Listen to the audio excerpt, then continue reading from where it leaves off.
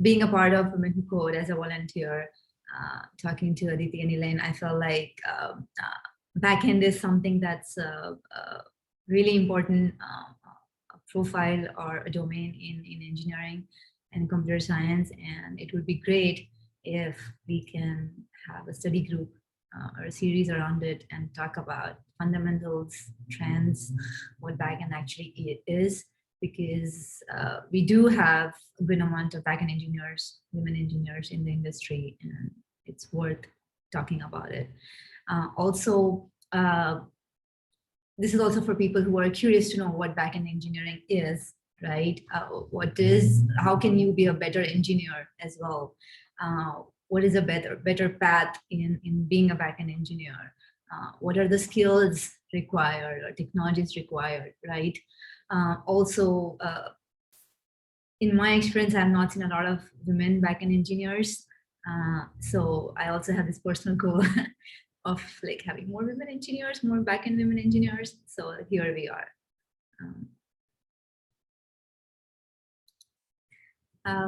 Yes, just we revisit Women Who Code is a group which our mission is to inspire women to excel in their technology careers and also to support women as well. And our vision, our goal is to see many more women in executive roles, founders, VCs, engineers, basically technical roles and non-technical roles in technology industry. That's what we aim towards, and we support women with. We already introduced ourselves, so I'm gonna move forward. Just a code of conduct to be mindful of. Our goal is to empower women and provide a good experience and not have any kind of bias. So be mindful and respectful, and we strictly do not tolerate any kind of harassment of our members. Something to keep in mind.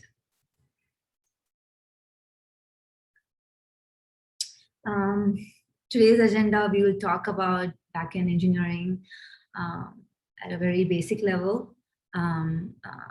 More to come on that. We already have a GitHub repository for everything backend that we will add our projects, we'll add this presentation deck, any kind of resources. So keep on checking. We'll update the repository in a timely manner. We also have 2 more backend study group sessions to begin with. The next one is on April 8th and April 22nd. I'll talk more about it, about the next sessions at the end of this meeting. This recording will be also posted on the WWCode YouTube channel, so you can always go back and refer. Women Who Code also has other technical tracks like front-end data science algorithms, so do check them out if you're interested. And you can also check our other events and sign up for them. And do join our mailing list for all the updates and everything that WWCode is. Okay, now let's get to the important stuff. Backend engineering. So what do you mean by backend engineering, or what do you mean by backend, right? So backend is everything that a user does not see. A user will see a mobile app, or a user will see a website, but how is the data served on that website? Like when you do a particular action on the website, how is that implemented? Everything behind the scenes is what is backend. Everything that the user or a customer is not able to see is called backend, and how we engineer that, how we develop such systems and softwares is what backend engineering is. So to summarize, it's designing or architecting, building software applications and systems, maintaining these server-side web applications and softwares. All of this is considered backend engineering, and a backend engineer works or performs all these duties. Just to keep in mind, we'll talk about some of the fundamentals and also some tools and technologies in the first session, but we will not necessarily talk about like what is Kafka versus RabbitMQ and why to pick either, or like what is Java versus .NET, or what is Node.js versus Django. This meeting is not about talking about a specific technology or software. It's more about fundamentals, concepts, and examples. And in the upcoming sessions, we can pick a few frameworks or technologies and do a project, a coding project, or demonstrate. Depending on what feedback we get, and if there are anything specific that you're looking for, then do add in the comments and we will consider that as a topic for upcoming presentations. So some of the terms that are that every backend engineer should know or comprises of backend engineering is client-server architecture. At the very basic, your client is your website or your mobile app, which actually shows or serves the data to the user or a customer and actually gathers data from them. And your server is a system that serves these websites or mobile apps and also integrates with the underlying application or service to gather the data, massage the data, perform actions, and actually present the data back to the client. So at the very basic, every system can be seen as a client and a server. Client consumes data and server provides massages and provides the data.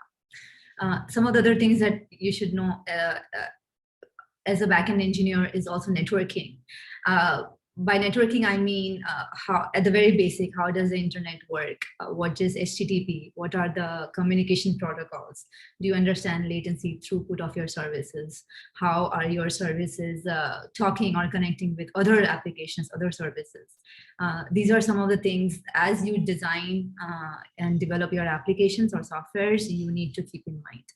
So networking is, this aligns with basic computer science fundamentals, but it's really a day-to-day when it comes to backend engineering role.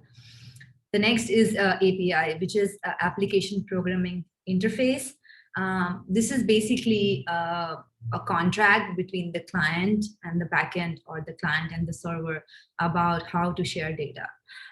So let's say Amazon online shopping will have APIs about showing all the different types of books that the person searched for.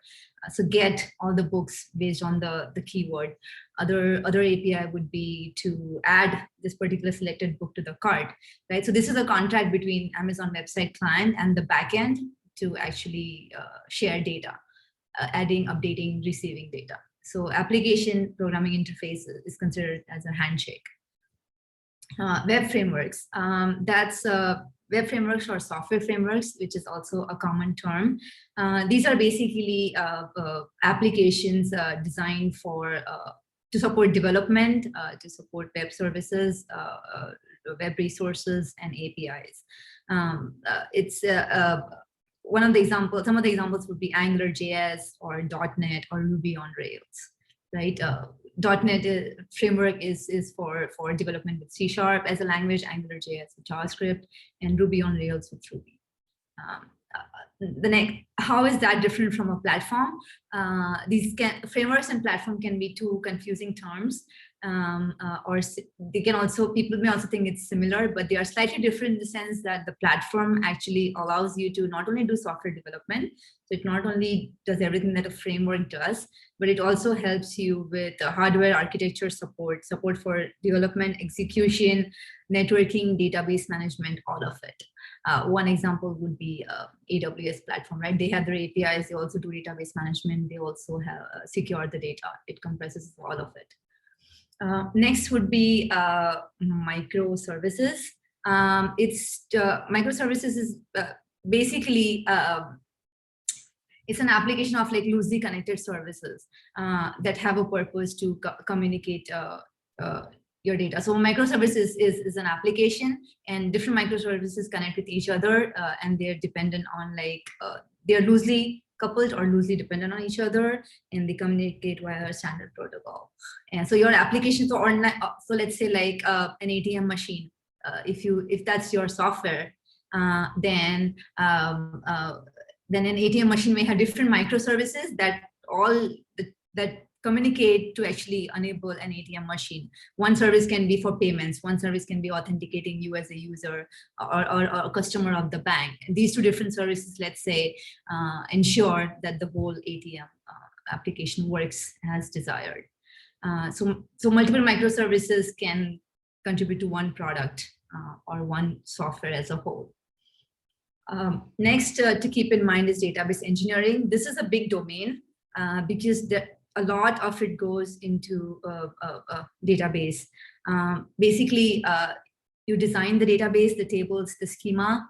You can also choose a relational versus a non-relational database depending on what kind of data you have and what kind of application you have and what kind of problem you're trying to solve. There are different roles here. You can be a database admin where you just manage a database. You monitor it, you scale it. Next would be securing the data. So you can also focus on building and securing databases. You can also be a database designer. So database is a huge domain in itself. And at the very basic in backend engineering, you should be able to understand what kind of data you have, structure it into a table or a schema, pick the underlying database, and be actually able to design an application which does database or data store integration to add the data and update the data and receive it. Web fundamentals. This is pretty straightforward. You should be able to know what comprises of a client. What do you mean by a website, right? What's a document object model? What is HTML? What is CSS? These are some of the very basic things that not only a backend engineer, but a software engineer in general should know about. Some of the other domains here to keep in mind is backend engineering, how it's different from, let's say, these are other domains of computer science in general. And like I mentioned before, backend is everything that the user does not see. Frontend is everything that the user sees or interacts with. So your website or your mobile app, right? So, and frontend engineering is a big domain in itself. There's a lot that goes into creating a website with the best user experience. Full stack engineering is also another path. In full stack, it basically comprises the entire stack, right? So front end and back end both. So full stack engineer can actually design a website and also create the entire backend service or application for it. A full stack requires a lot more skills in general, and you should be proficient in many more concepts and technologies. But it's the entire domain, front end and back end both. There's also design and user experience. This can align with front-end engineering, where you think more about the user experience and how cognitive your design of your application, your website, or your mobile app is. Mobile development is straightforward. iOS or Android, you can develop apps.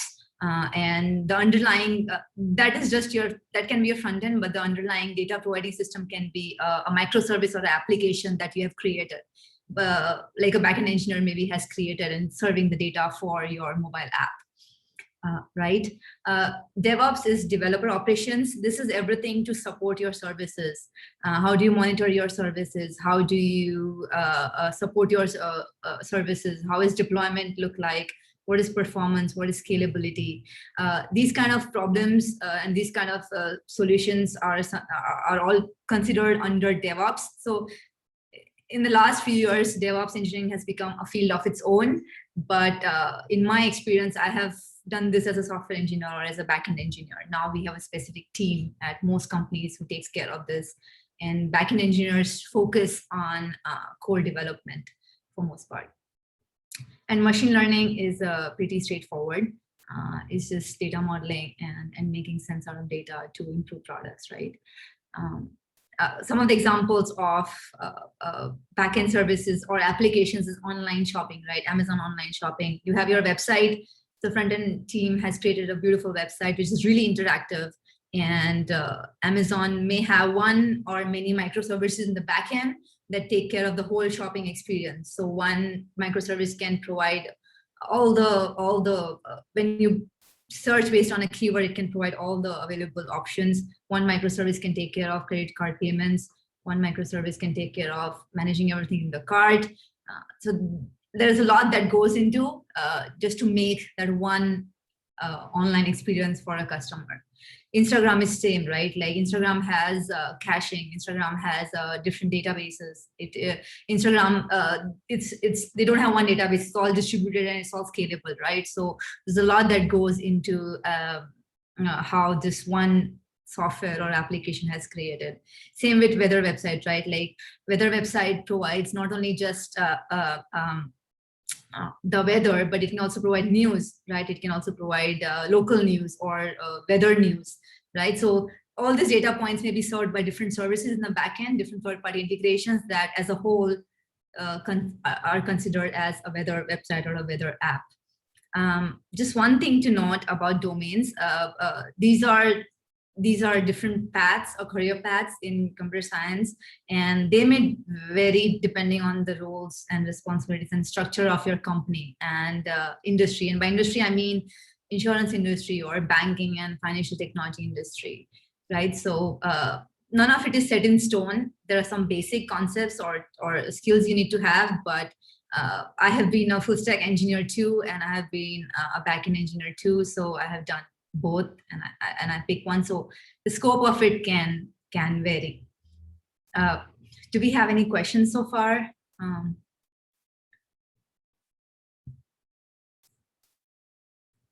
Okay, I'll move forward.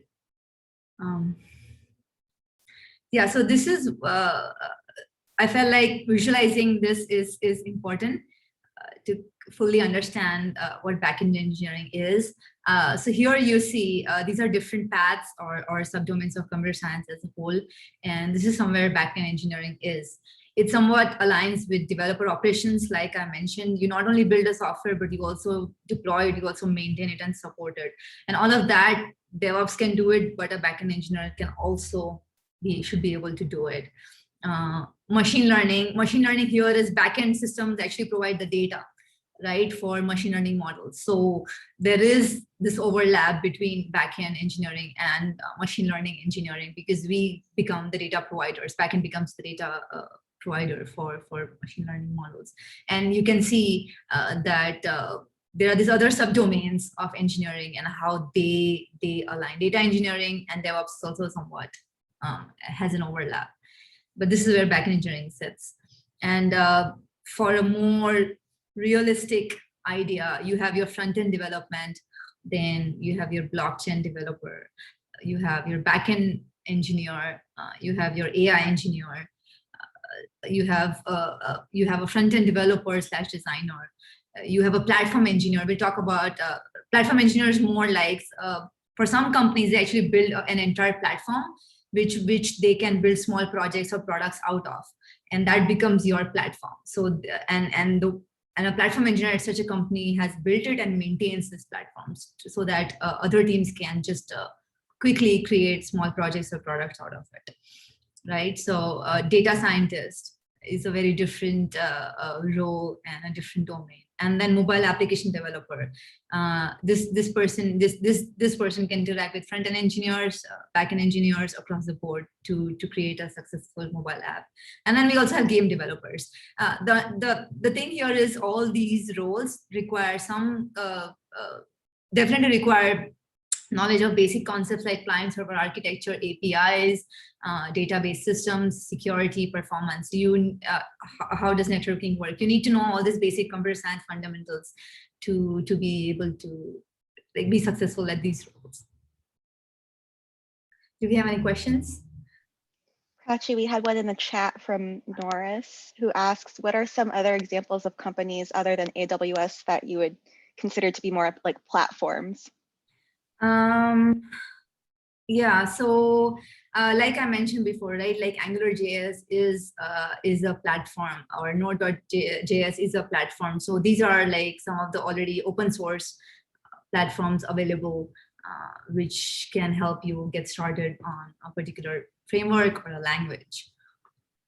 So another one I can think of is Twilio. If you've heard of Twilio, it's like when you send messages or when you get this like subscribed messages, say you are like Kaiser Permanente is your hospital and you're getting like messages from your hospital around like this is your scheduled appointment or things like that. Those messages are triggered by Twilio, which is like an API, which you can think of like a platform. And then companies use that API to build software on top of that to send messages to their customers.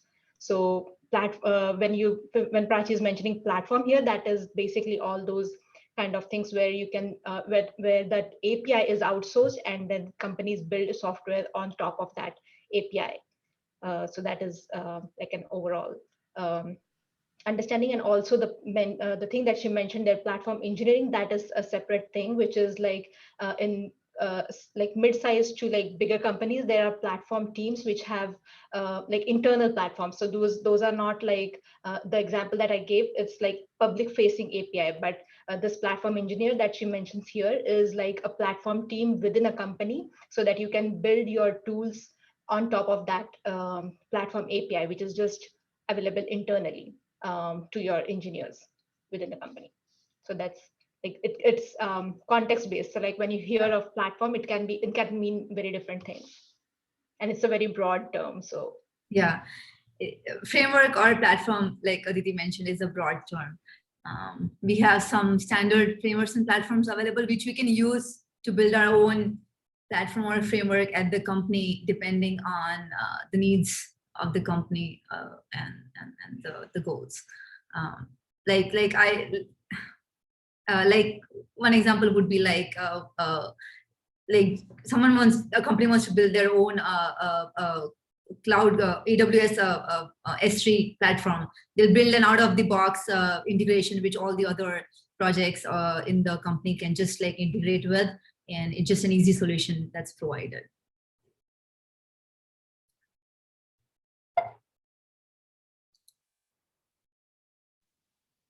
Prachi, would you like to take one more question? Yeah, you can also save it. Oh, yeah. Data engineering, the way I understand is it's more aligned with like how do we make sense out of data? How do we organize data? What database we pick to store the data? There's also data warehousing and ETLs. So I think that's a really big domain. It's actually a really big domain. It's everything about how data is organized, stored, and how it's available, and how are these systems scaled. So that is different from backend engineering, where a backend engineer knows about what data their service is dealing with, how should we store the data and retrieve it, and also possibly how to scale it and monitor a database system, but not at the very detailed level. You build a system which has a database or a data store integration, but how that data store or database is scaling, caching, supporting your system may or may not be something that a backend engineer does, but a data engineer will definitely want to do it. But data engineering is a big domain. You can be a database admin and monitor it. You can be a database designer and design databases for complex systems. You can be a security engineer, where you think about everything security when it comes to your data systems. So it's a big domain in itself.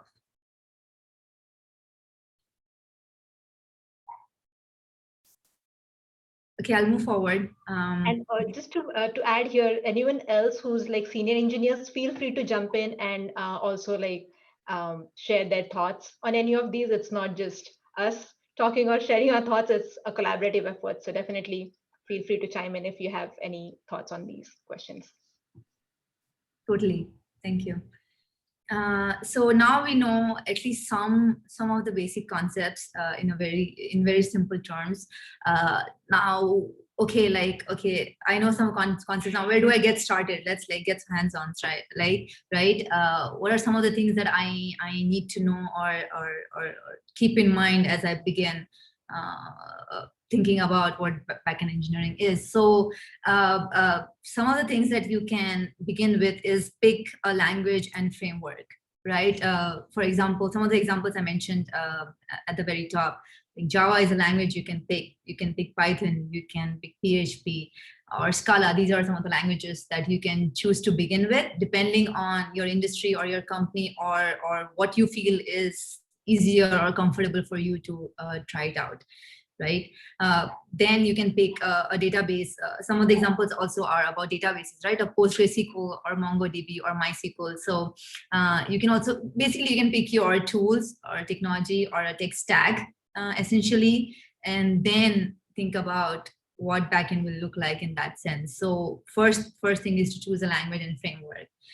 Next is to learn how to serve content to the client, right? So you have to kind of understand like what problem are you trying to solve, or what feature or product you are trying to design, right? So let's say you want to create a website that just gathers account information or just helps users log in, right? So what content here are you serving to the client? What does your website look like? What would your service, what kind of data will your service store and backend service store and massage, right? So kind of visualize and think about what that will look like. What is your client, what kind of data your client would be dealing with. Next is basics. So API, right? You need to kind of determine what the contract between your client and your backend service is, right? Some of the basic APIs are you add some of the basic functions are you add something, you update it, you delete it, right? And you retrieve it. So let's say one example is let's say a coding experience, right? You add a code, you update the code, you delete the code, and you also get the code, right? So these are some of the very basic API HTTP words actually, which is post, put, get, and delete. So these are some very basic functions. And almost always a backend service will have third-party integrations with different services, or within your organization, or with different services that are out there in the world, right? With different companies or different software. So third-party integration and the API contract between these different services and the security around it is something to always keep in mind. And next would be your choice of database. So is it a relational database? Is it a non-relational database? How important is it for you to index and search? What is the amount of data that you will be storing? Is it in MBs? Is it in like GBs? Is it petabytes? Then you would want to select a database which can be scalable, right? So some of the examples are MongoDB, MySQL, Oracle, Cassandra. These are already out-of-the-box solutions that you can use. And Crud here is create, read, update, delete. These are some of the basic operations that happen on data in a database. So almost every application will create a resource or an object or a data point, and then read it for updates, and then also delete it, right? So very basic concepts around how to store and retrieve data. And then security, this comes next. This is when you are dealing with data which not everybody is supposed to retrieve. Your website, like you may have a website where that is capable of providing secure information, but for that you need to make sure that authentication is in place. So you are the right person to be able to access this data, and you can only access 5 data points out of 10, right? So authorization is what you're actually accessing. So all the APIs and your data, or most of the APIs and your data should have security and privacy measures. And when you do all of this, you actually build an application, a service, or a product. So this is where you can start with. And some of the concepts around it is application development, which is what I mentioned. All of that comprises of application development. DBMS is a database management system that you pick.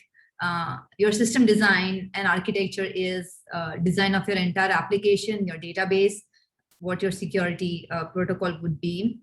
Networking is how your different services will integrate with each other, communicate with each other, also with third-party applications. Cloud computing is only if you have enough data that you cannot support locally in your systems, then you would want to upload it to AWS or a cloud system.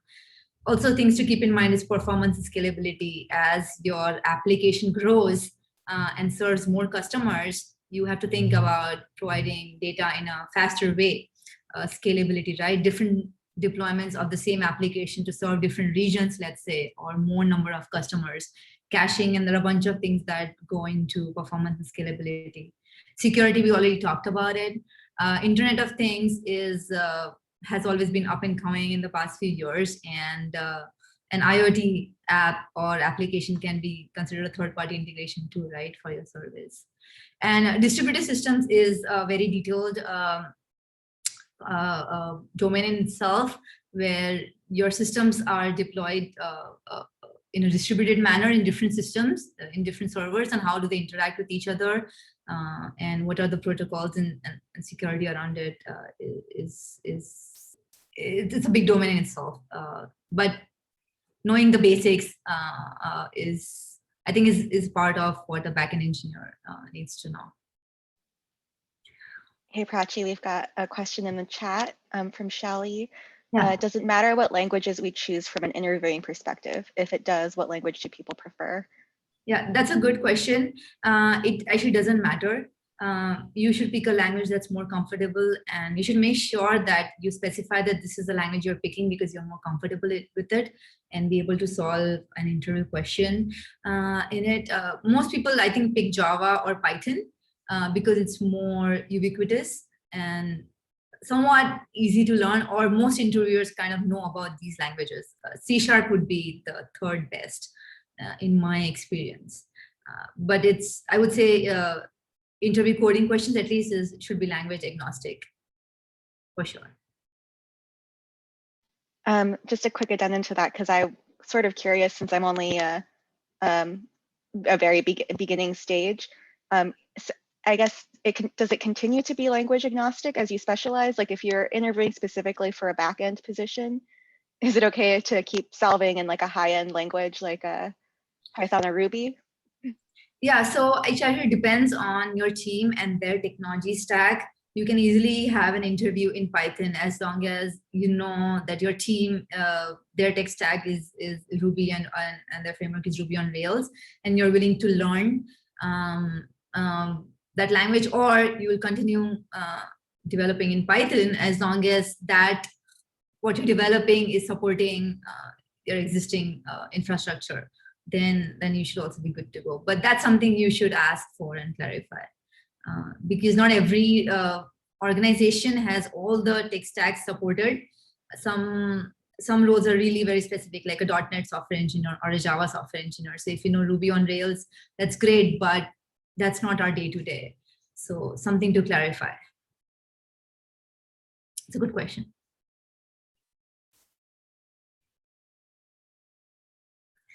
I'll move forward. Yeah, so let's try to visualize some of the things that we discussed. As you can see, a backend developer needs to know server-side programming, needs to know what a server is, what proxies are, how are these systems like this, to some extent designed. With server, I'm talking about a system that serves a website or a mobile app, but also integrates with the underlying microservice for communication. A database is important because almost every application or a microservice will have data, right? So you need to understand how best to design that data and store it properly and retrieve it. So having knowledge of basic database concepts is really important. Programming language, again, depending on the technology stack, you can pick your programming language, and you should be good with it because you'll use your programming language of choice for actually development of your service or software or application. And APIs is very important because every service you develop will integrate or communicate with a different service, be it something that's internal to your company or a third party. So designing that contract for communication is really, really important. It's a part of backend development. Here is one example. If you see, the front end here is a website on a laptop, right? It requests for some data, and depending on what the customer has entered, and it gets some data. If you enter login information, that's your request, username and password, and the response would be, yes, you are the right person, you authenticated, username and password is correct, you can now log in and move to the home page or dashboard, right? So so your API would be this contract here, and as a part of API, you'll determine what the request looks like for a login API, and what a response should look like. If there is an API for payment, let's say you did some payment on the website, then there will be a payment API, which the request would be like your credit card details, your address, your billing address, your first name, zip code.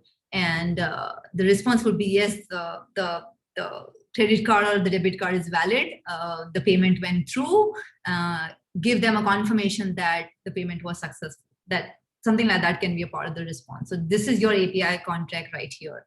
And depending on the feature or depending on the application, you can define what these APIs will be and what their structure will be and what the request and response DTOs will look like.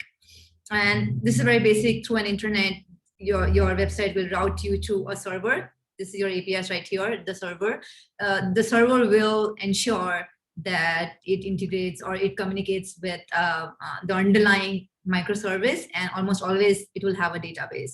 So this is the microservice, basically, or a list or actually a group of services, right? They become your, they are considered to some extent a part of your server-side software or frameworks.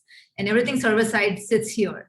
This is everything client-side, and this is all of server-side development or backend development, including integration with your database. And this entire thing can be considered a framework. Some of like Spring Boot, for example, is a framework which gives you all of this out of the box. At the very basic, you can create your code and run an application locally. There are some. It will also provide you a basic database support. You can actually you can write your code and create a database and serve it locally. So Spring Boot will allow you to do this out of the box. And the stack is basically, I would say, more of a tech stack. Your tools and technologies picked here is all considered like your entire stack or a tech stack. Any questions here? Got a couple in the chat for you. Yeah. So one is about the stack. Where does the OS sit in the diagram? Yeah, that's a good question. So when you think about your server is actually a system, right? It's actually a machine. It will have its own operating system, and your server can be a software or an application built on top of this operating system, which has everything all the capabilities of a server. So there can be an operating system here. Your database can be on a different system, which also has an operating system and has this database deployed, like MySQL or Oracle or Cassandra, which does everything database, right? All the functions. So there's also an operating system here. And server-side, your software, so your microservice will be deployed on some system, right? One or more systems, depending on how scalable it is and what the deployment looks like. So these are actually individual systems where your software is deployed. And so each system has an operating system with one or more softwares deployed on it, right? Like your MacBook or your Windows laptop, right? It has one operating system with like 5 different apps deployed on it, right? So at the end, these are all systems with softwares deployed on them, and each system has an operating system, a choice of operating system. Thanks, Prachi. Another question here. Can you elaborate about API contracts? Yeah, so if I go back, sorry, yeah. So API contracts, it's basically, it's a contract for communication between your client and server, or your client and service at the very least, right? So given your application of choice, let's consider an ATM machine application. That when you go to an ATM machine, that's essentially your client, right? Like that's what me as a user is interacting with. But what is happening behind the scenes of how the ATM machine actually works, like I don't know. All of that is backend, and at the backend there can be many services that serve data or process the data, right? So my API here then becomes a contract between all the functions or features in the client and how they are served in the backend. So one example would be there is an API for authenticating you as a customer of the bank, and let's call it an authentication API. All it does is it gathers your authentication information, and let's say we have a user authentication service in the backend all it does is make sure you are a customer of the bank and your credentials are correct. So this particular API will integrate with that user authentication service and make sure you are a bank customer, you're authenticated now, and the response would be that yes, this is the right person. Let them proceed ahead and show them all the options or that the ATM machine, all the applications that the ATM machine can do. Right, so that's one service. Next API integration would be, let's say you want to withdraw $10. There will be a different system that takes care of like withdrawals from the bank. All it does is serves that one purpose. So your API contract here would be that the request would be, the API here would be withdraw money from the bank, and your request would be the amount for withdrawal and some information about the user, some authentication information. And your response here would be, okay, withdrawal was done in the backend, and then this is the final amount or the balance after this amount was withdrawn, and go and also print the receipt. So now this service has two functions that it serves, and the API may serve both the functions. So this is basically the contract, and there are best practices around how to design the APIs, what verbs, HTTP verbs are used, and there's whole design like best practices here. And when you integrate with third-party applications, you also need to secure your APIs. Not every developer who calls your API should be getting the data that they are getting, right? Hackers can get all your information. So there is also a layer of security built around APIs, and there are applications that help support that. Prachi, can you also talk a little bit about the API contracts in terms of the diagram? I think that was the question, like how does it fit in that diagram? Yeah. So diagram, I would say, basically it's a handshake or a communication protocol between your client and your server. Really, like give me, like client would be like, here is the data, give me this. So your API contract will just serve that one functionality or one feature or one request. And different features or functions on a website or a client can be associated to different APIs. You can have any number of APIs for just one service, right? Like your ATM machine, right? It can be one service in the backend that does everything ATM, but you can have different API for do a deposit or do a withdrawal or just give me the balance, right? And all that API will do is, okay, authenticate the user. So that's your request, authentication details. And the response would be, here is your balance as of so-and-so date. So that's just one API serving one purpose. And in this case, that API will be a get API that just gets the information. But let's say if you are doing, let's say updating your, I don't know, address information, let's say the ATM machine allows you to do that. In that case, your API would be a put API because you already have an address information. You're just updating it now. So there are different HTTP verbs like post, put, delete, and get, which support all these functionalities. And these four can actually apply to any functionality and any API that you create.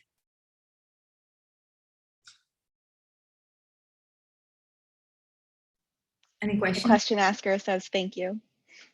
Okay, thank you. I'll move forward. A little bit more about backend engineering and how does it kind of like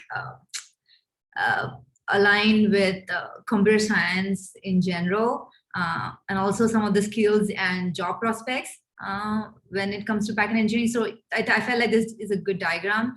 There are front-end technologies, there are back-end technologies, but you also need to kind of understand the development language or framework you pick, right? You also need to understand basic concepts about database, data caching, availability, consistency. There are a bunch of other concepts when it comes to managing data. Version control systems. Basically, this is more related to the day-to-day of a software engineer's role in general, or an engineer's role in general, is that every code you update or create, it has a versioning just to track your code and roll back. So there are versioning systems or softwares out of the box that can be used to track and manage your code. We already talked about API. A server is a system at the very basic that serves a client, serves the data, serves a website or a mobile app, and it sits between your microservice or your backend and your client, right? Some of the things that are valuable or good to know is almost every application or microservice will have database. You need to know how to secure that data, right? We talked about authentication and authorizations. These are some of the things that are very basic. I can go on the Tesla website and I'll know, I can look at all the Tesla APIs with examples. What if I just locally make a call to, in my local workspace, make a call to Tesla API? Can I get someone's car information? Well, no, not really, right? I need to know their Tesla credentials in order to authenticate myself or that person. So then I can use the Tesla APIs to see their driving details and vehicle details and whatnot. So the API is available, but not everybody can get that information, right? So securing your data, your APIs, your services, very important. Testing is also a huge domain in itself, and there are different concepts around it. You test your APIs, you test your database operations, you test your features, you test the deployment of your service, you test integration with your service and third-party APIs. There's a lot that goes into that testing. So there are frameworks, out-of-the-box solutions that you can use. There are certain concepts like test-driven development, where you, at the very basic, you write a test first to see how the integration, let's say, with your API and the third-party API looks like, and then you develop your code or design that integration accordingly, right? So you better understand the happy path, the unhappy path of that integration. And algorithm data structures, I think, applies everywhere. As you design a service or as you structure your data, you need to understand what the data structure is. Would you rather want an array list, or would you rather use a hash map, right? Like a software engineer in general or a backend engineer in general makes these decisions all the time as they develop and design new applications. And algorithms is just at the very basic, the structure of your feature or of the problem you're trying to solve, or a solution you're trying to design, right? It can also be steps, right? Like, for example, the algorithm in the ATM machine example would be, the first step in the algorithm is actually to authenticate the user. Only then can you show them all the options that the ATM machine is supposed to serve. And only then can they withdraw or deposit. Like if they're trying to withdraw $100 and they only have $50, your algorithm would be like, confirm first that can they withdraw the amount that they asked for? Is their balance more or less? If not, then you should not allow them or give them like an error message or something. So all this is a part of your algorithm. And design is, there are lots of design patterns. Actually, there are different ways you can design your application. So design patterns is a big concept in itself. To solve common problems, there are already some design solutions given that you can use as a template to build your application, right? So one example would be model view controller, MVC design or MVC design pattern. Your model is basically everything that integrates with data, massages the data and prepares the data. Your view is actually your client, so your website or mobile application, and your controller ensures that the correct client request goes to the correct model, right? Like there can be different models or different services, and the controller can make sure that in the back end, it calls the correct business logic or the correct service. So there's a lot that goes into design. I just gave one example, but every developer, as they choose to work on an application, have to pick a design as a starting template to work with. Some of the things that I felt like it's a common question is how is front end different from back end? So if you want to talk about in a more detailed way, some of the differences are like a front end developer talks more about web languages and web frameworks, markup, DOM, like HTML, CSS, JavaScript. A backend engineer can talk more about like designing architecture, scripting, more core programming. right? Some of the things is like, oh, synchronous requests, AJAX. These are some of the things that are very common a front-end developer thinks about. Back-end developer will think about service architecture, server architecture, microservice architecture, systems architecture in general, including database architecture and administration. Some of the other things are cross-browser issues or search engine optimizations, very common concepts when it comes to front-end engineering. And backend, as we talked about, scalability, security, data transformation, backups, there's a lot. This is just some examples to kind of clearly differentiate like the role or concepts around these two different disciplines. Any questions here?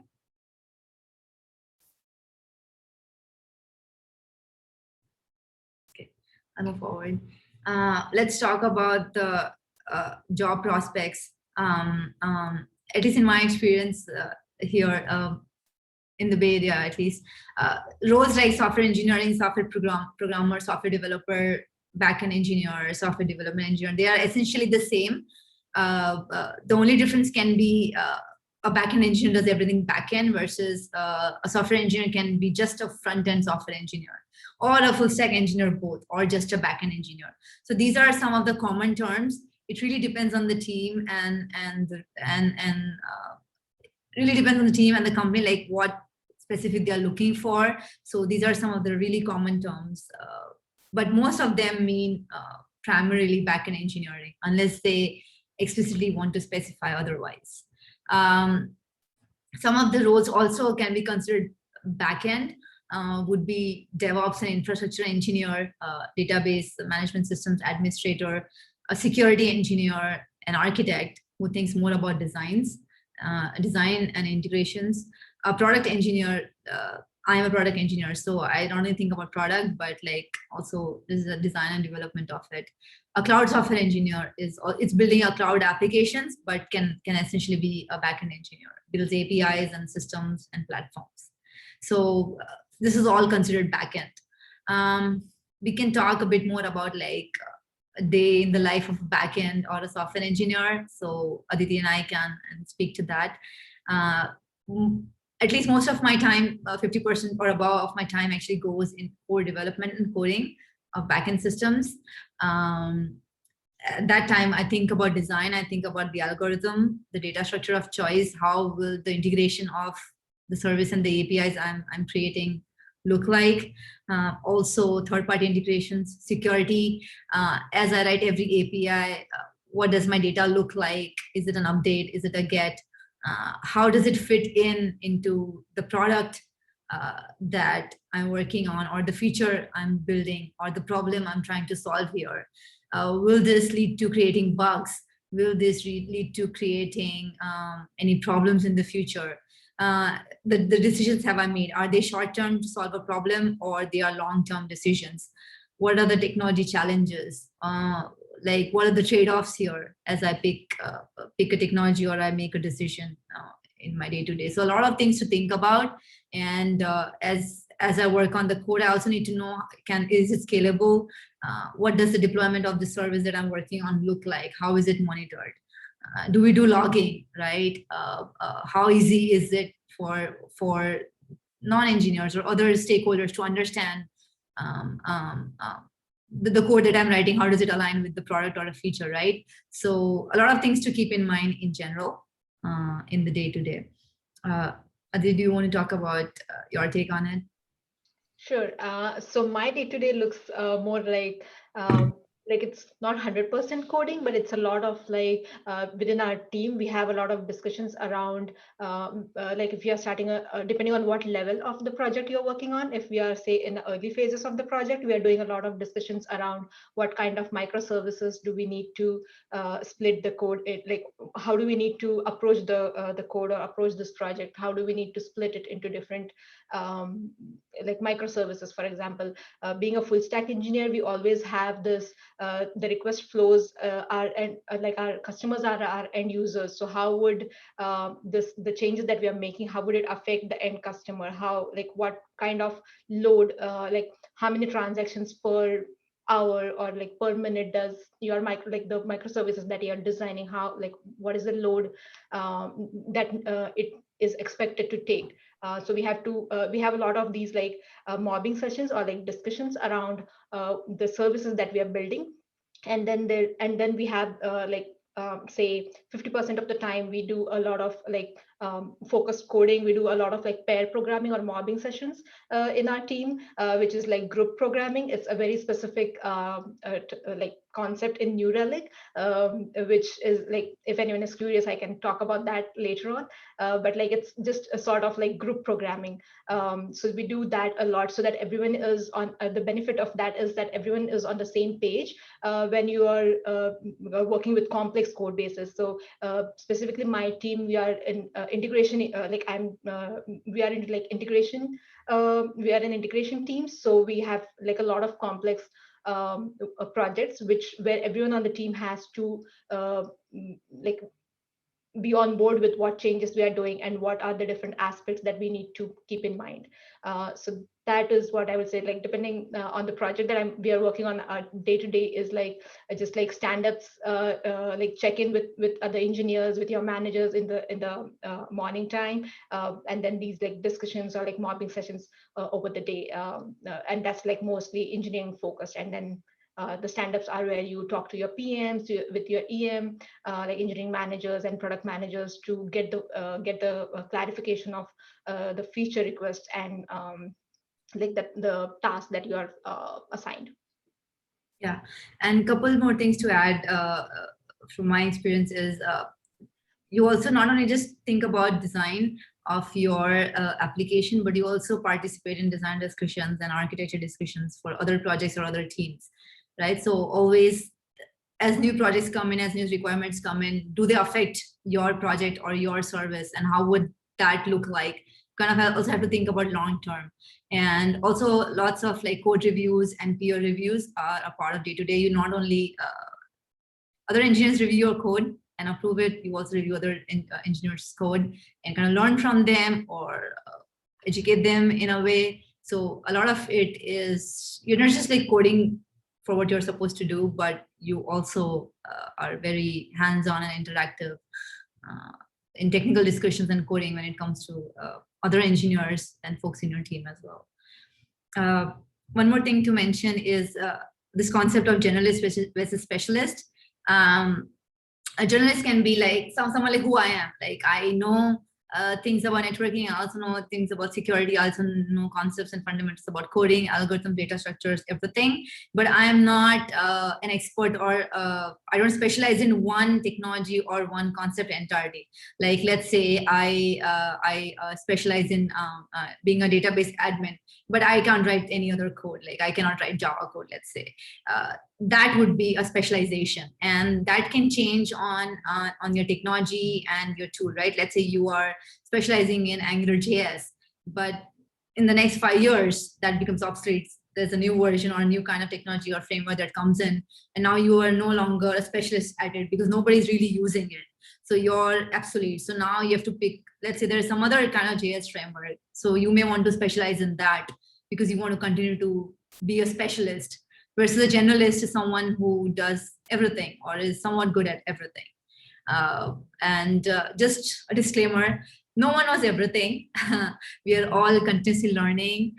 No one is an expert as such in a particular a concept or a tool or a technology. They might know, especially it might know much more things than a journalist does about, let's say, databases or about like application security. But again, they don't know everything. And the reason is it's hard to kind of understand everything. And also technologies, frameworks, tools keep on changing from time to time. So you can be an expert at something, but if nobody uses it, you have to now pick something, some other technology or tool, and then become an expert at that. So if you're in the technology industry, you know this, it's like you're always learning, right? New things are coming and you're always trying out.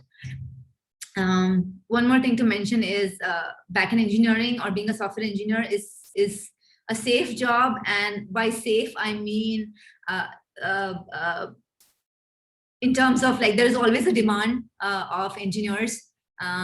pretty much every company these days is becoming somewhat a tech company, like a financial technology company or an insurance technology company, or there's always the technology aspect everywhere. So your domain might be different. You might be in a music industry, but you'll still be a software engineer who writes music websites or music apps, or there's an app for a radio website, right? Something like that. So there's a lot of demand in general, be it at big firms or startups. And also when it comes to, by safe here, I also mean by when it comes to layoffs in general in a bad economy, because engineers are folks that actually create and maintain systems, and you have the domain expertise as well, right? So we want people to kind of like keep the boat afloat, right? So that being an engineer, front-end or back-end engineer or full stack in general, it's much safer role than, let's say, someone in management or product or marketing or sales, let's say. These other domains also overlap with engineering and technology, but like it's more, I would say, ubiquitous software engineer or back-end engineer role in general. And in my experience, I've not seen a lot of women be in the backend engineering role and continue it for more than 5 years or so, because they either choose to do management, or either they choose to be a product owner or a product manager or a project engineer, or they switch to like marketing or some other role. But very, very few women actually are hands-on backend engineers or software engineers for, like, let's say, more than a decade. So one of the reasons we are doing this is to kind of promote that we want more women in this field. And let's also talk about like career progression. I think for a software engineer or backend engineer, being a staff principal or architect is one path. So you're purely technical. You just gain more responsibility and you just are involved in technical decisions, architecture, mentoring people, right? Reviewing code, and determining what technology and tool to use, all sorts of technical decisions.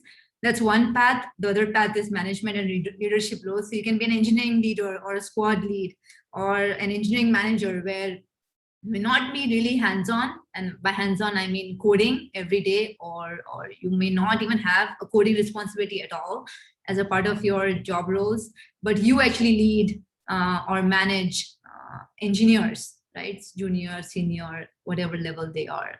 But you need to know, in order to manage engineers, you need to know some of the basic technical stuff in general, as well as what technical problems your team is trying to solve, right? What features they're developing.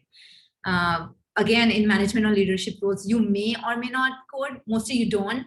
But if you are someone who wants to at least stay in touch with coding, you can actually ask for that.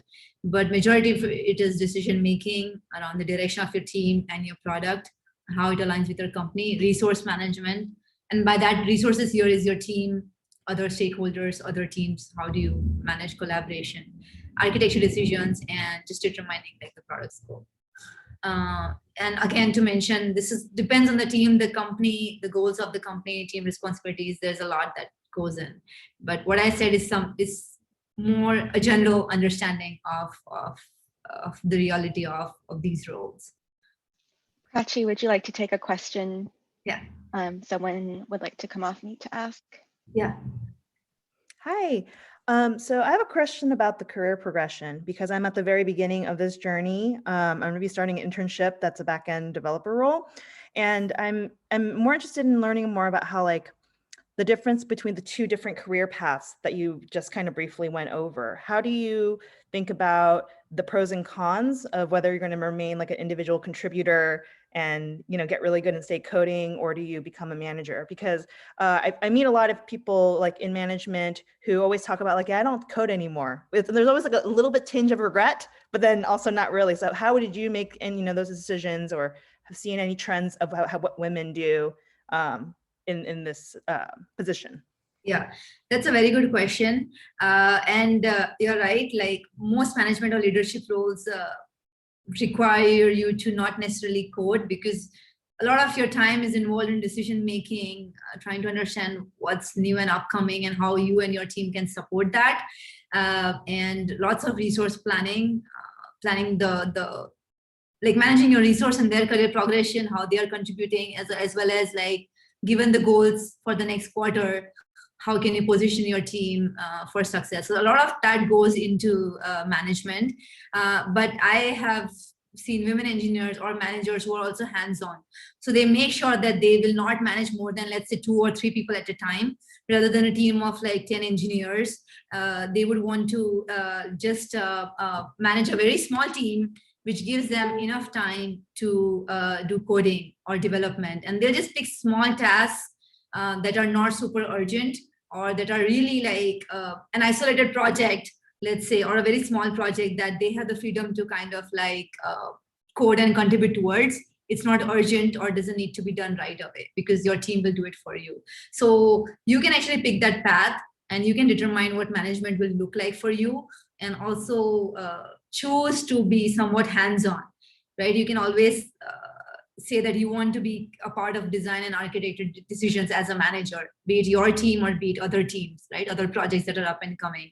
And you can choose to continue to be a DevOps engineer, or you can contribute to mobile development or anything that you pick, and just determine the scope and the kind of project that you work on, or you have experience with, and continue to do that in whatever capacity you want to. That's something that can be negotiated, like in your team, with your manager, in the company. You can always pick that path. It doesn't have to be the standard. It's something that's negotiable, is what I want to say.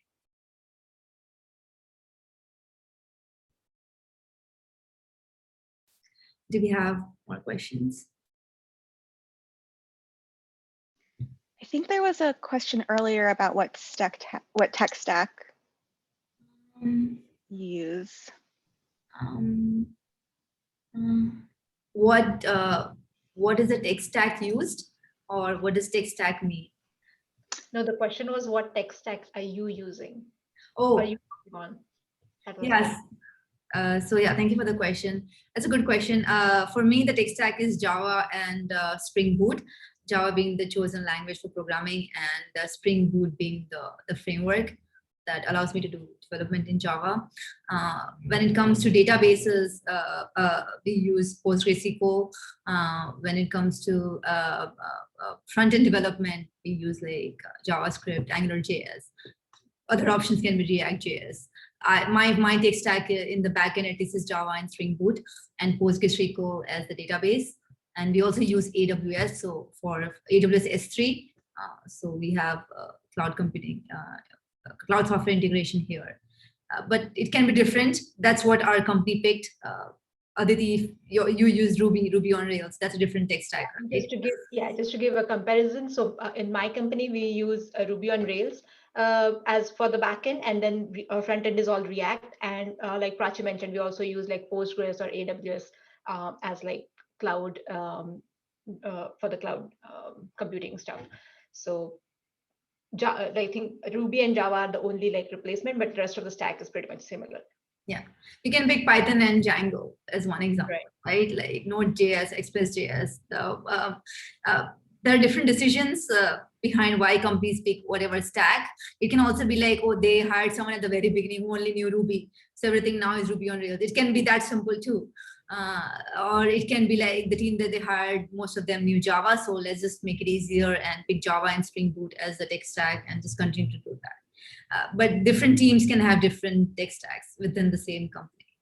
And usually, like if you see startups or like companies which are focused on apps or like web apps, they usually go for Ruby on Rails because it's a very easy stack to put for like web development. Like it's very easy to just build a web app in Ruby, like quick, along with the database, and like put it on like Heroku. If you have used Heroku, just deploy it to Heroku, and you will get like a working website which you can share with your friends in like just half an hour or an hour. So that's why a lot of startups here, specifically in San Francisco, you will see that they use Ruby on Rails to just get started. And then once they have like enough consumers or like enough customers that are using that app, then they will start to move from that monolith app, which is built in Ruby, to microservices and distributed services. So that's like a lot of when you see Ruby on Rails, those companies are like very smaller companies, which have now like grown to a certain scale, and now they are like breaking down to using microservices. Versus like bigger companies like Prachi mentioned. And with Java, there is like each, behind choosing each language, there's a specific reason as well. Like Java is very efficient in handling a huge number of transactions. So that is why it is preferred over Ruby. Ruby will not, like as you scale, as you have a lot of transactions, like simultaneous transactions, it will not scale as good. At that level. So that is why companies, like larger companies, like if you see PayPal and companies like that, they will use Java for their, or like C++ for their backend stack. Exactly. It also depends on what you're trying to develop. Like if you're trying to develop an operating system, let's say, you will use C as your chosen language. It doesn't even have to be Java or any other framework, right? So depending on what you're trying to build or the problem you're trying to solve, your choice of technology and tech stack will be different. What database, is it a relational data, then you need to pick a relational database, MySQL or PostgreSQL. If it's an object, non-relational, then you would want to maybe choose MongoDB. So all of that decision making will determine what your technology stack will end up looking like. Do we have, I see a question. Between Java and Python, which would you say gets more leverage? This is purely my experience. I would say other folks who are experienced on the call can also talk about this. But Python is more catered towards like data science as a domain, machine learning, statistics. People who want to get into these domains or these kind of roles pick Python as something to start with. And people who are more into software development, application development, microservices, websites, creating websites, mobile apps, they pick Java and Spring Boot as like the chosen tech stack. So it depends on your product, I would say, and also what computer science domain that you want to pick. So it's not like most people use Java or most people use Python. It just really, really depends. But these are some of the technologies or frameworks that are really common. And also like in particular, like in the same company, you can have multiple teams using multiple languages, like Prachi was referring to earlier. Depends on like if you have to spin up a new microservice and say all engineers on the team are well versed with Java, then they'll start that stack in Java, even if the company is using like Ruby on Rails as their like legacy code bases or like legacy language. So it really depends on that use cases that you are building the microservices or like any of your services in, which language you will choose. Like each language has its pros and cons, and that's like when you decide which language to choose, along with the like whatever the team knows, but also if there is a new language which the team doesn't know and it's better for that use case, then engineers have to like just learn that and then implement in that language. So it's not necessarily that you build stuff in the languages that you know. You have to choose which is the best language, and then you have to either learn it or like just hire more engineers who know that language, and then you can work on that. Yeah, so the pros and cons of each language, and given the pros and cons, what is more relatable to your product or the problem you are trying to solve? And then next step would be like, how does that relate to the existing tech stack you have, or are you willing to try a different tech stack? And the skills or talent of your team. So many factors contribute to what language you pick, what framework you pick, what software you pick, and that becomes your tech stack. Yeah. I don't see any more questions, so I'll move forward. Thank you for really good questions. Yeah. So again, let's visualize different job roles. when you think about like, this is, there's a reason to mention this because people often want to understand how is it different, and if you're a front-end engineer, then what does backend look like, and vice versa. Would you prefer full stack? And then what are different kind of roles that people mention on their careers page, and what does that actually mean, or how would I to begin with understand what that is supposed to look like, right? Can I at least divide it into front-end, backend, full stack, right? So I felt like that comparison is important in this point. So UX designer, UI designer, product designer is someone who thinks about everything user experience, right? What the customer should see and experience, and also the security around these things. This person may or may not have graphics design experience as well, may or may not have front-end experience as well. But this more aligns with product design, marketing, sales, and customer success. This person needs to know all of these things, or at least get a thumbs up from all of these different teams to kind of design a really good product with ideal customer experience, right? This person may or may not be technical, right? May or may not know or do coding, but they definitely use certain softwares to design the application, the experience. Front-end engineer, front-end developer, junior developer, these are similar roles. We already talked about front-end engineering in a brief manner. So when junior developer can also mean a back-end developer purely, or a full-stack developer, unless they specify front-end or back-end or full-stack. A junior developer here needs to know basics of front-end, needs to know basics of back-end, and given a project can do full-stack. So keep something to keep in mind. Backend engineer, web application developer, or application developer is also a front-end developer. Can also be someone who does backend. Like in my experience, like there have been front-end developers given a small project or a small backend service, which is very simple to understand. They would also do backend development because they understand the domain and the code really well from their experience. Right? And then operations engineer, DevOps engineer, support or maintenance engineer is someone who takes care of your service deployments, monitoring, scaling, performance, availability, security, everything that a backend engineer or software engineer can do. But there's an entire team specialized. As your company grows, as your application scale, a dedicated team of individuals who manage everything for all your products and services, I think is really important. I have been a backend engineer who has done DevOps as well and deployed and managed applications. But as our product grew, we had to hire a different team to do what I did. And data scientist is again someone who like monitors, looks at the data, builds models to understand how your products are behaving and how to improve them, the user experience and the products, right? So these are different roles. A data scientist may or may not know how to code, but they'll definitely know and understand some of the basic computer science concepts and can totally work with a front-end engineer, a designer, or a back-end engineer to make the right decisions and to make more sense out of the data. Do you have any questions?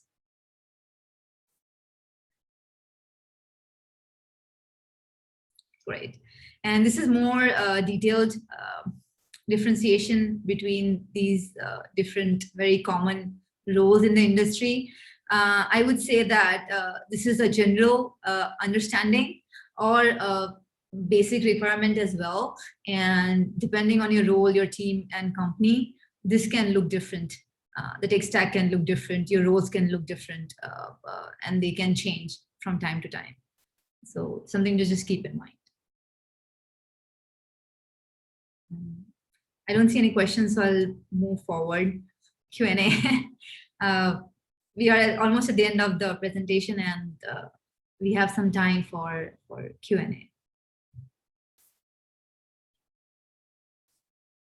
Feel free to unmute and ask as well.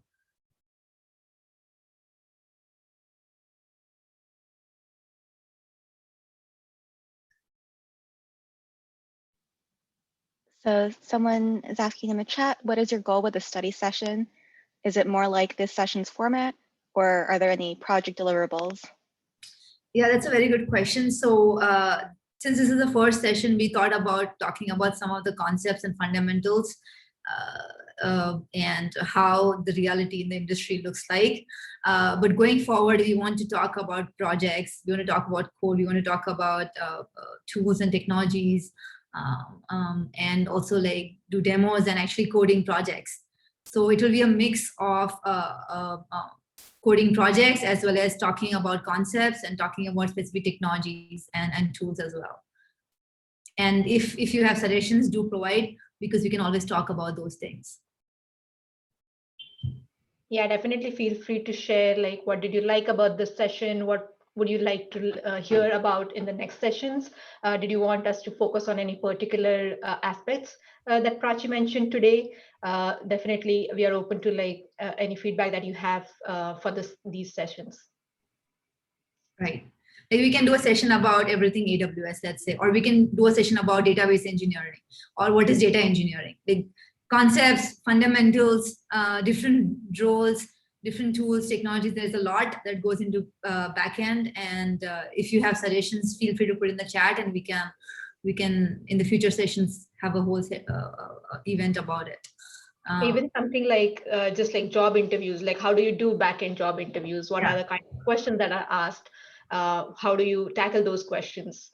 So that is also something that we have in mind. So if you're interested in just how do backend engineers, or like just like interviews go, job interviews go for backend engineers, we can focus on that as well.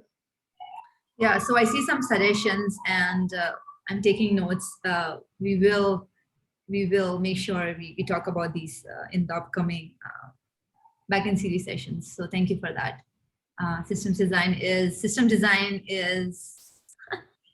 also it's also huge, and there's a lot that goes into it. So that's a very good suggestion as well.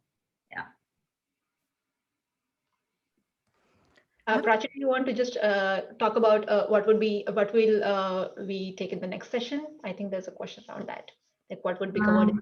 I read that. So this is the very end of this session. Last slide. We do refer to our GitHub repo. We'll update this presentation, and going forward, once we have like coding problems and other resources, we'll keep on updating here, so you can always refer. We have as of now, we have only planned for 2 next sessions because this is new to us. So we want to gather some feedback and gather some ideas. What would we like to know? And then we can plan for future sessions. So a lot of good ideas here, which we can definitely work towards. Our next session is on April 8th. And I'm just going to create a microservice and a website using Java and Spring Boot, and just an APIs and basic data store. And when I've talked about the slide where we talked about like how to get started, let's just get started, right? Let's just think about those things, create like a web app, and we can talk about it, right? Like the APIs, the contracts, the data store. What's my design here? How have I structured my code? What does my microservice look like? What does my website does, right? So that's the plan. That's like, we just want to be hands-on for April 8th. Ellen, if you can share the link to the meetup groups, we will update more information as we work on it. So like stay tuned, and all of that will be updated on GitHub. So feel free to look it up. And for April 22nd, we want to actually talk about design patterns and architecture, because I felt like whenever you think about writing a microservice or a backend application, yes, we think about client, yes, we think about data, yes, we think about API, but like we also need to think about design and the architecture decisions. Like there are many out-of-the-box solutions, many tools and many technologies that you can use. How do you make sense out of them, and how do you make design decisions, architectural decisions, right? Design patterns. We'll also pick examples like, okay, Instagram, how is it designed? What were the design decisions made? What does their architecture look like? When they think about performance scalability, how have they solved these problems? So we will look at some of the very real examples of some of these companies and products, and look at their success when it comes to like, the design decisions that they have made and how they have designed these apps. So that's the agenda for the next 2 meetups.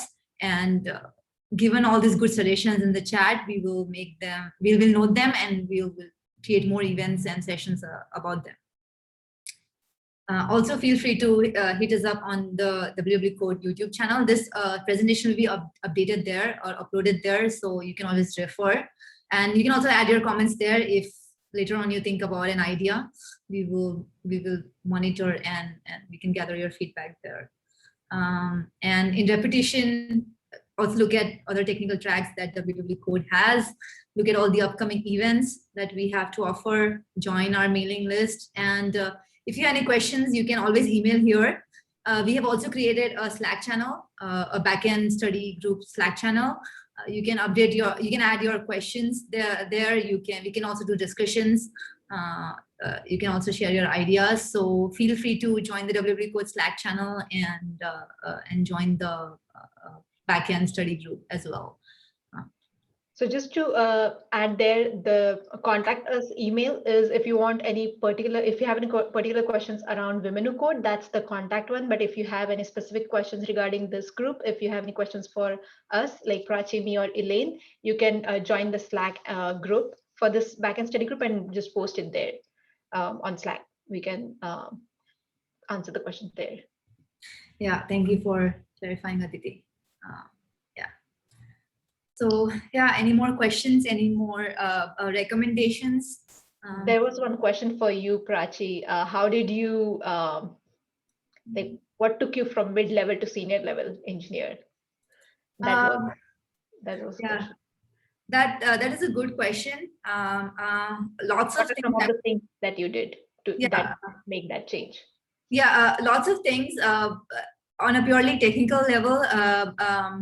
Just try to be a better engineer, a better developer, try to stay up to date with different trends, different technologies, always have a problem solving mindset, and always think about what are different ways to solve a problem. So this helps you not only pick the right algorithm, pick the right data structure, but also helps you determine what your integrations will look like, or what your microservices will look like, what tools and technologies you want to pick to solve a given problem. So you always have to think about these things. Always revise computer science basic concepts. You should never forget, as an engineer, you always have to kind of revise because they come in handy. To be able to be a senior, you also not only have to be an individual contributor and manage yourself and your work well. You also have to help your peers, unblock them or help them make decisions, do the code reviews, right? So mentor someone in your team. All of these things kind of contribute to or show your skill or potential as a senior. I would also say how you collaborate with non-technical people in your team, let's say a product owner or let's say a different stakeholder team. How are you able to explain technical things to someone who's non-technical in a very simple way and enable that collaboration? I think all of these things add to the day-to-day, but just being an individual contributor at this point is not enough. You should also be able to collaborate with other teams, make design decisions, architecture decisions, not only for your team and your product, but overall at the company level too. So a lot of things that go into being a senior, and some of these things may depend on company to company, team to team, role to role. If let's say I'm a junior engineer and I have a staff engineer in my team, this person may probably be doing all of this. So in this case, how can I be a senior? Then I can be that person's helping hand, right? I can, whatever they are too busy doing, I can do that for them. And that way I gain experience and I also show potential. So that's my path to being a senior. Let's say in this example, because that's how my team is set up. There are tons of resources on this. Maybe I can add a resources like this, a file or something on GitHub and probably answer some of the questions there as well, like providing links and resources. Or in the Slack channel as well. That's a good suggestion. Is there anything particular that you wanted to kind of understand?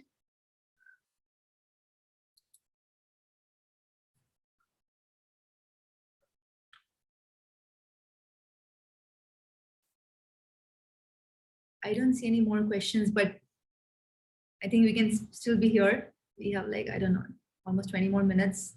We can still be here if you have any questions or comments or any feedback.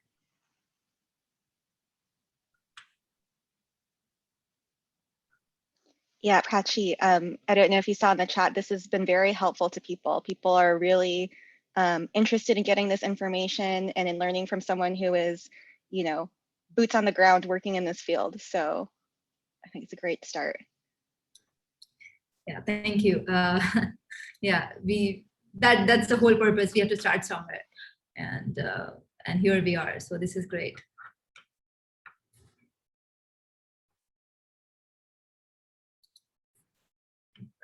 I see one comment from Janina. Yeah, there are not many ladies in senior leadership roles, and how do you break that barrier? If I have to summarize a few things to keep in mind, as a senior engineer or an engineer who is like a female engineer, right, or a woman engineer who which in your team, let's say you're the only engineer, which has always been my case at least. Do you want to continue being technical, being hands-on? That's one thing to decide. Whether your team has those roles for career progression or not is a different conversation. But do you really want to? Do you see yourself coding hands-on? While you can be still a lead, you can be squad lead or technical lead, but you're still doing hands-on coding and thinking about design or architecture decisions. Do you still want to do it? Next is, this depends on your team, upcoming projects, your org, everything. Are there any roles or opportunities for you to become, a leader or a manager? If there are no opportunities right now, like it's a very small team and it's a company of 30 people, there'll probably be 1 or 2 managers and everybody else would be an engineer. So at that point, even if you want to, or you have the experience, maybe that it's a far-fetched goal, right? Like you'll have to be really hard, or at least like you'll have to mention that any new project that comes in this company or new plan that comes in, I want to create my own team, I want to be the manager and I want to lead it. So it becomes a harder path. Companies like Google or Facebook, they have the entire career progression structure. So if you mention that you want to pick a leadership role, then it's all skill development, experience, and in a year or 2, you reach there. And your manager can help you make it happen, give you projects and stuff. So bunch of things, your skills, the kind of experience you want to do. Maybe you want to try being an engineering manager for 6 months and see how you feel. You can always mention this to your manager and maybe try it out. So there are different ways, and it kind of depends on a few things. What are some of the groups? Yeah, so Women Who Code for sure, highly recommend. Lots of talented women here with very different experiences. So our group is awesome. If you want to reach out to mentors, one-on-one or through the channels as well. I would say people who I have worked with have been my biggest mentors because they kind of have seen me through my good and my bad. They know my strengths and my weaknesses. So when I kind of reach out to them, they give me a more realistic advice, and they also can call me out on my weaknesses and tell me, Prachi, you're not good at this, so maybe try something else or work on this if you want to get better. So people you work with always, and when it comes to finding people outside your community, I also connect with people on LinkedIn and also First Round Network. Mostly I look for people who have been in the role that I am in or the role that I want to transition to, and just kind of understand their journey. What are some of the things that they tried were the right things? Some of the things that they tried were not so good or not the right thing to do, and kind of just get their advice or suggestion and like learn from their experience. Because when you're trying something new, you necessarily don't know what may be the right thing or the best way to do something. So learning from people's experiences always helps. And always reach out, always ask. You never know, they might tell you something that you never thought of, and that might be the best advice you ever got.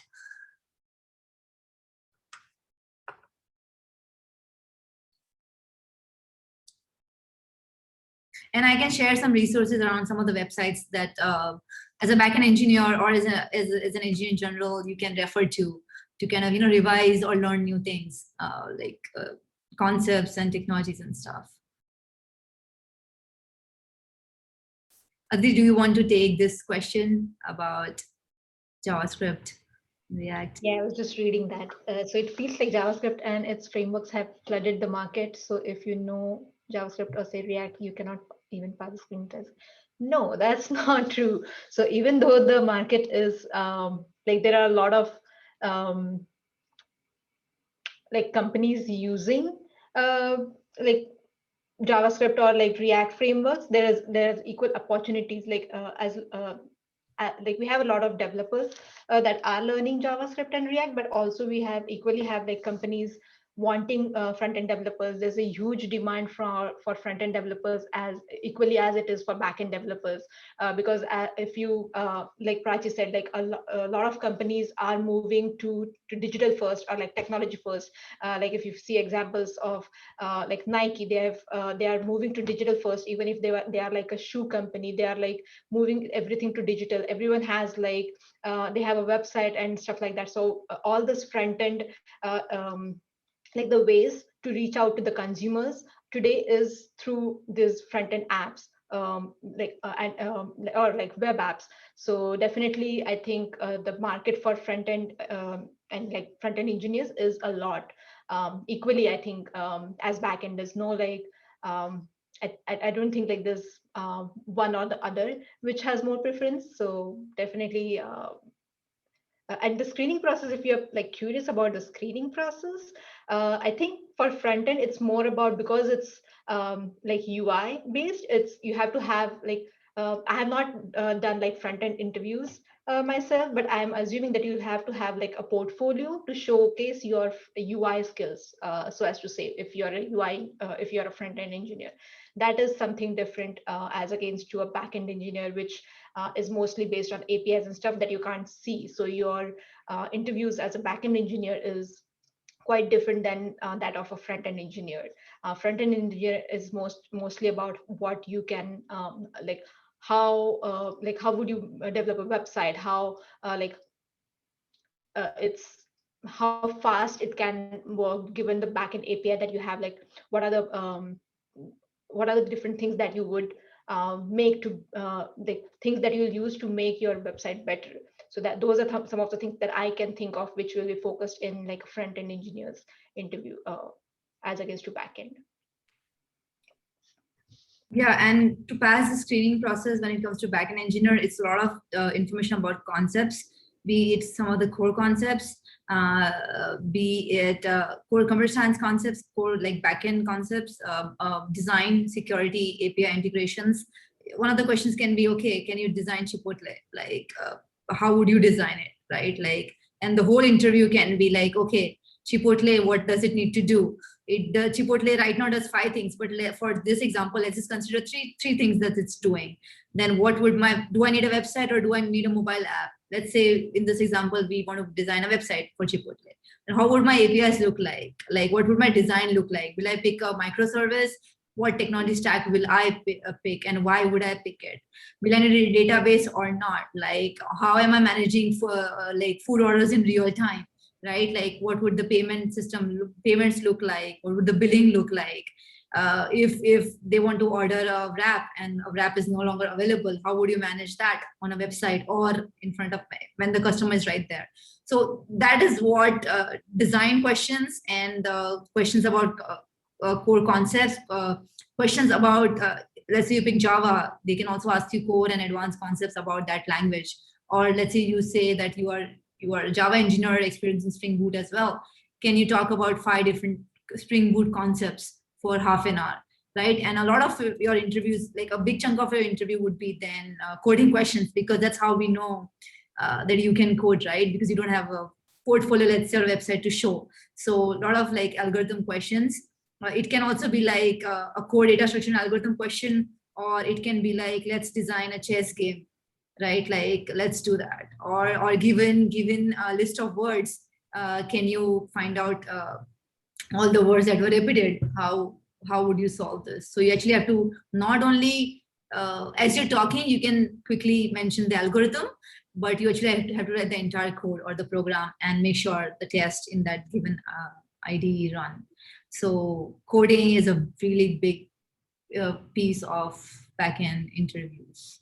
No, so the coding and the algorithm part, also, I think that's also part of the front-end interviews, but the difference is, I think, in the system interviews. Like for a backend engineer, we'll have system-focused interviews, like the system design and architecture and stuff like that, whereas in front-end, one of the interviews might be you're showcasing your portfolio and like catering to your, like, how good you can visualize things and how good you can think about the customer's requests to your UI. That the backend engineer does not have to think about that. But as for the algorithms, that's, I think, common across front end, back end. Like any kind of software engineers, you have to have knowledge of algorithms and data structures. Whether you are like a front end engineer or a back end engineer, you would need coding and algorithms in front end as well. Yeah. Mm. Sure, no, go ahead if you want to unmute. Hi. So the question, I didn't have a chance to write it earlier, but not fast enough. But I saw that under the front end developer, one of the tasks was like search engine optimization. And I was surprised to see that, maybe because I just don't know anything about it. Like, can you explain briefly like why that is like a front end thing versus like a back end thing? What is that process like? I forgot which one it was. Maybe before. Was it your? Oh, here. Oh yeah, here we go. At the very bottom of this, on the light blue. So the search engine optimization here means that if your website, you're building a website and your website is connected to an API, which is just giving you a bunch of, say for example, you're talking to Twitter API and you're just creating a page which has just a search box. And you're talking to the Twitter API where you are getting all the data, like all the tweets for say today, like in a day, all the tweets in a day for a particular hashtag. So you might get like thousands of tweets back, but as a front-end engineer, you have to make sure that the way, like you, first of all, the search engine optimization is how do you query the backend? So you can't, do you want it in like this huge data to come back in one, like at once, or is it in chunks? Like, is it, it's called something is called as pagination. So you want to have like paginated responses from the backend, or you want to get the whole data at once and then process it on the front end, depending on how big your data is, because that will affect how your UI loads and how your, like how responsive your UI is. So that is why this search engine optimization is part of the front end, because your backend might be, you can have like a static, like if your backend API can't have that pagination by some, like for some reason, there's only like they can only give you all the data at one go.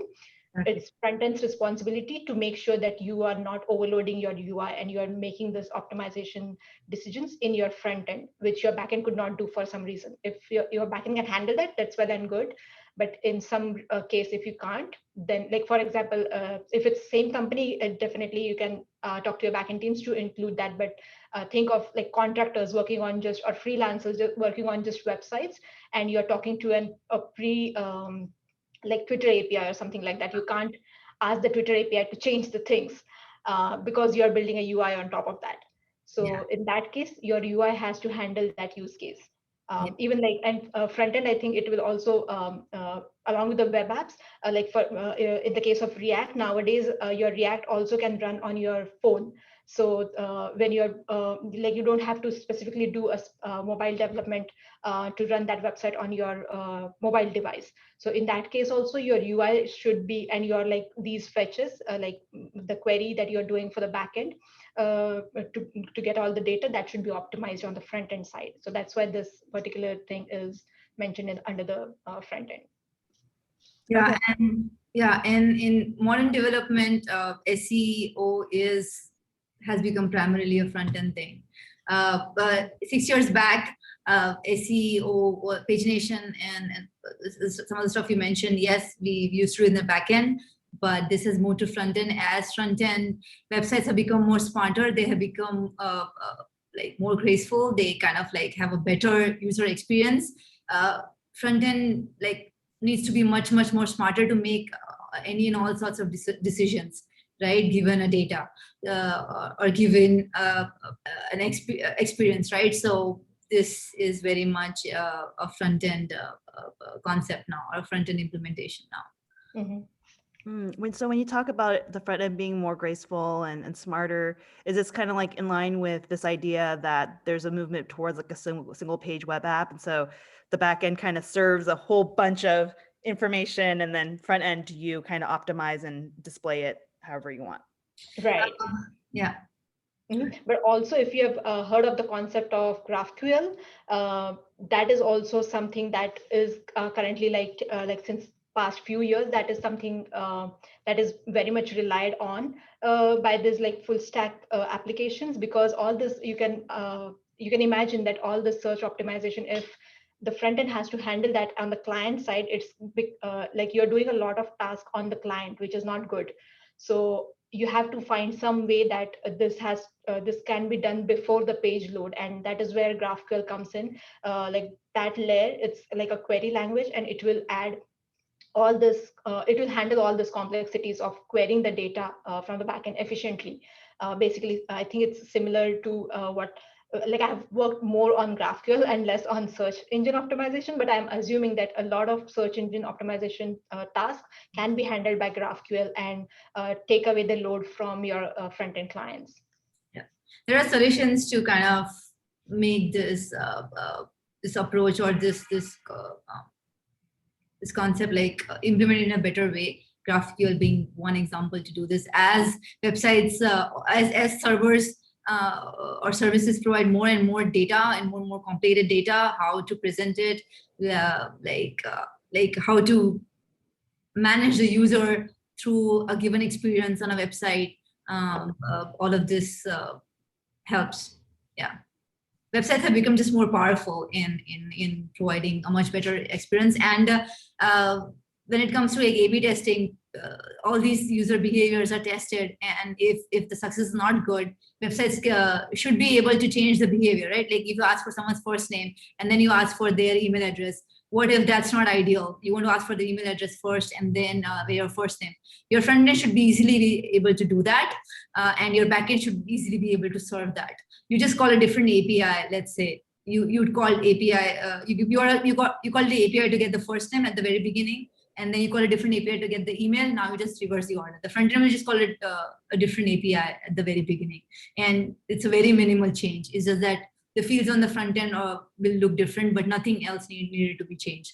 This is all a part of good front end design, good back end design, and that API contract. It's a very modular API, so you can call them anytime in that user experience flow, right? So it's very important that you design your APIs and that front end back end contract accordingly to support different customer experiences going forward.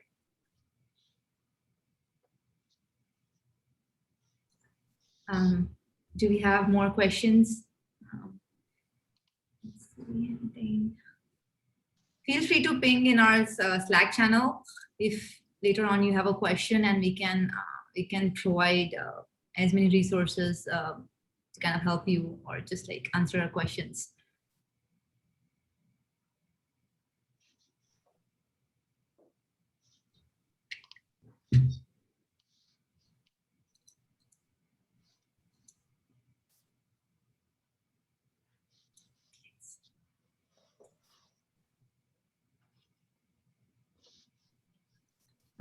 So just to recap, this was our first session. We talked about a lot of concepts, how the reality of backend engineering looks like in the corporate world, and how does it align with different roles, different concepts or domains of computer science.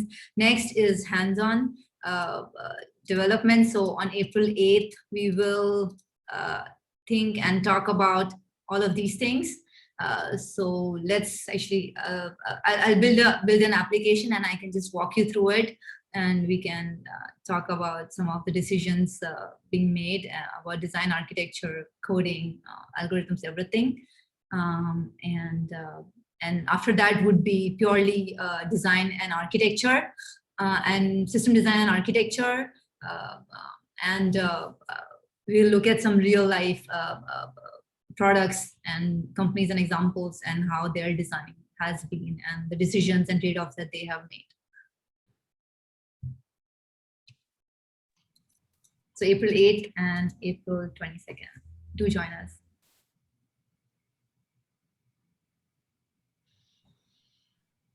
Thank you everyone for coming and all the good questions that you asked. Really good questions. Yeah. Thank you so much. Prachi, thank you on behalf of everyone here.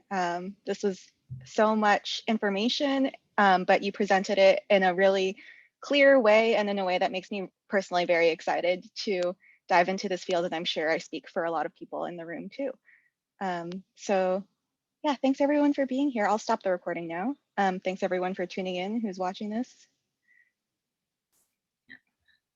Thank you so much and see you guys later.